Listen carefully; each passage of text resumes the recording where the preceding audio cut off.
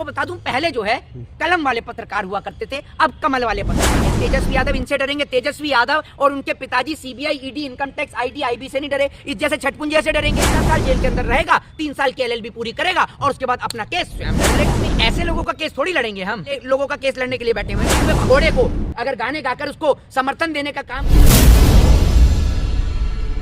मनीष कश्यप को बिहार पुलिस बहुत बेसब्री से ढूंढ रही है, क्या कहेंगे? वारंट भी निकल गया। देखिए, मैं आपको बता देता हूं, जिस प्रकार से बिहार की पुलिस एक्टिव है, बिहार की पुलिस प्रत्येक व्यक्ति का रिप्लाई देने का काम कर रही है और बिहार की पुलिस पूरी तरीके से अब एक्टिव हो चुकी है। वो इसलिए क्योंकि बिहार के अंदर किसी भी प्रकार की किसी भी प्रकार का दंगा या फसाद ना हो सके, इसलिए बिहार पुलिस पूरी तरीके से एक्टिव है। और अब मनीष कश्यप का जो है वो वारंट भी जारी कर दिया गया है। ये बहुत अच्छा काम बिहार पुलिस ने किया है और उसके जो अकाउंट है उनको भी सीज कर दिया गया है। 40 लाख के आसपास की राशि जो है वो मनीष कश्यप के पास से 42 लाख की जो राशि है उसके पास से बरामद हुई है। उसके अकाउंट में जो थी टोटल 42 लाख रुपए की राशि थी, उसके बैंक अकाउंट को सीज कर दिया है, जो कि उसका बैंक अकाउंट HDFC बैंक का था। एक और तो वो कह रहा था कि मैं गरीब माँ का बेटा हूँ, छप्पर पर रहता हूँ। छप्पर पे रहते रहते पूरी देश की जनता का छप्पर उड़ा दिया और देश की जनता की नाक में खप्पर भर दिया। अब ये भगा हुआ है, तो इसको बिहार की पुलिस पूरी तरीके से ढूंढ रही है। मैं आपको बता दूं कि मनीष कश्यप जल्द ही जेल की सलाखों के पीछे होगा और बिहार की पुलिस इसके साथ साथ उन तमाम लोगों पे भी लगाम कसने का काम कर रही है जो लोग उसके समर्थन में आ रहे हैं। और मैं बिहार की पुलिस को कहना चाहूंगा कि बिहार पुलिस से निवेदन है कि कुछ लोग जो उसके समर्थन में गाने गा रहे हैं उनके ऊपर भी बिहार पुलिस कार्रवाई करे, क्योंकि ये गाने गाने वाले लोग अगर किसी व्यक्ति को, किसी अपराधी को, किसी भागे हुए भगोड़े को अगर गाने गाकर उसको समर्थन देने का काम करते हैं, इसको मोटिवेट करने का काम करते हैं, तो उनके ऊपर भी कार्रवाई होनी चाहिए।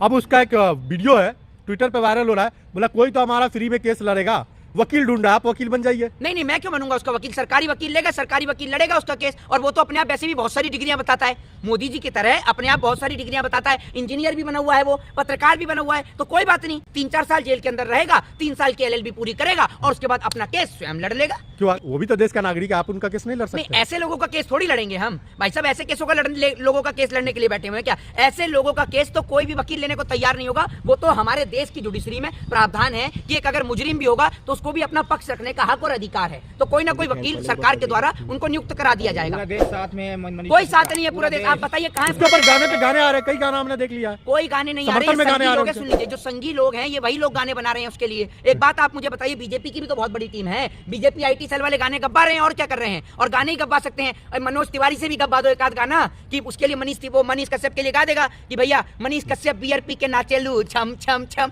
वो भी नाचे। एक गाना मैंने सुना और बताया जा रहा बिहार का शेर है। हाँ, बिहार का शेर नहीं, बिहार की बवासीर है ये, ठीक है ना? ये बिहार की बवासीर है। और अरे सुन लीजिए, इस बवासीर से पूरा बिहार परेशान है भाई साहब, पूरा बिहार परेशान है। पूरे बिहार में इसने नाक में दम रख रखा था। कोई खैनी खाए तो इससे दिक्कत, कोई अगर पानी पिए तो इससे दिक्कत, कोई इंजीनियर पुल बनाए तो इससे दिक्कत, इससे हर चीज से दिक्कत थी।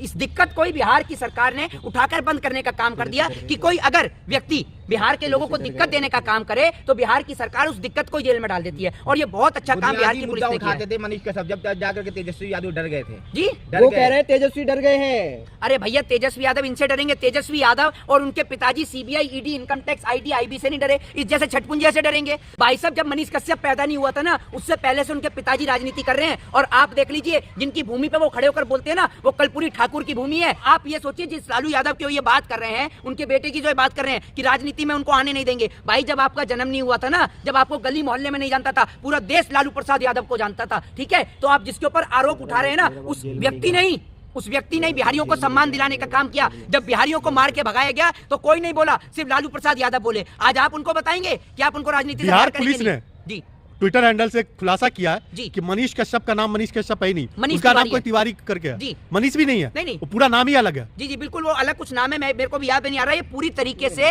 फर्जीवाड़ा चला रहा है। और मैं आपको बता दूं, इसका जो सच तक न्यूज फाउंडेशन था, उसमें जो 42 लाख रुपए तकरीबन जो है टोटल अकाउंट का, तो 42 लाख रुपए कुछ जो है उसके पास राशि थी उसके अकाउंट में। 3 अकाउंट थे जो बिहार की गवर्नमेंट के द्वारा उनको सीज किया गया। मैं आपको बता दूं, पहले जो है कलम वाले पत्रकार हुआ करते थे, अब कमल वाले पत्रकार हैं, समझे? अच्छा, पहले कहने का मतलब ये है, पहले कलम वाले पत्रकार हुआ करते थे क्योंकि भाई देश की मीडिया को देश का चौथा स्तंभ कहा जाता था। अब कमल के फूल वाले पत्रकार हैं। मोदी जी का पत्रकारों से ऐसा संबंध है, जो बीजेपी के दलाल पत्रकार हैं उनकी बात कर रहा हूं, आप सभी लोगों की नहीं, उनकी बात कर रहा हूं। दलाल पत्रकारों से ऐसा संबंध है जैसे तेल और पानी का संबंध होता है ना, ऐसा संबंध है मोदी जी का और पत्रकारों का। और ऐसा ही संबंध है इनके व्यापारी मित्रों का। ये पत्रकार पूरे देश में जहर फैलाने का काम करते हैं। इससे पहले सुधीर जो आपका चौधरी है, आप उसको देखते हैं तिहाड़ी को कैसे कैसे वो स्टेटमेंट देता था थे। ये साथ में उनके कटोरा लेके सड़क पर भीख मांगते होंगे, वो भी मांगते होंगे और ये भी मांगते होंगे, और शाम को इकट्ठा कर कर अकाउंट में जमा कराते होंगे। इसलिए इनको पता है कि वो गरीब पत्रकार है। दूसरे तरफ ईश्वरप्पा कह रहे हैं कि अगर हमारी सरकार दोबारा आती है तो अजान जो है बैन किया जाएगा लाउड स्पीकर से जो हो रहा है। हमारे वतन की, हमारे देश की मिट्टी की ये खूबसूरती है कि हमारे देश में मंदिरों से आरती भी होती है और मस्जिदों से अजान भी होती है, और इनसे ना तो किसी हिंदू को तकलीफ है और ना किसी मुसलमान को तकलीफ है। तकलीफ है तो कुछ सियासती लोगों को इससे तकलीफ है, और हमारा फर्ज बनता है कि जिन सियासती लोगों को इससे तकलीफ है उन्हें सियासत से ही बाहर कर दिया जाए, क्योंकि हम अपना आपसी संबंध, आपसी प्यार, आपसी प्रेम और भाईचारे को समाप्त नहीं करेंगे। हम ऐसे लोगों को समाप्त करने का काम करेंगे जो हिंदू और मुसलमान के बीच में एक नफरत की दीवार को पैदा करने का काम करता है। ये देश हिंदू, मुस्लिम, सिख, ईसाई की एकता से जाना जाता था, जाना जाता है और जाना जाता रहेगा। कोई भी इस देश की संस्कृति के ऊपर प्रहार करेगा, इस देश के अंदर मंदिरों की आरती के ऊपर या मस्जिद के अजान के ऊपर चर्चा करेगा, तो वो नेता कहलाने के लायक नहीं है, क्योंकि मंदिरों की आरती के ऊपर चर्चा करने के लिए हमारे पास पंडित हैं और मस्जिद के अजान पर चर्चा सर करने दर्द के होने लिए लगता है, सर दर्द होता है जब उनका। बेरोजगारी से नौजवान चिल्लाते हैं तब इसके सर में दर्द नहीं होता है? ये बताइए ना।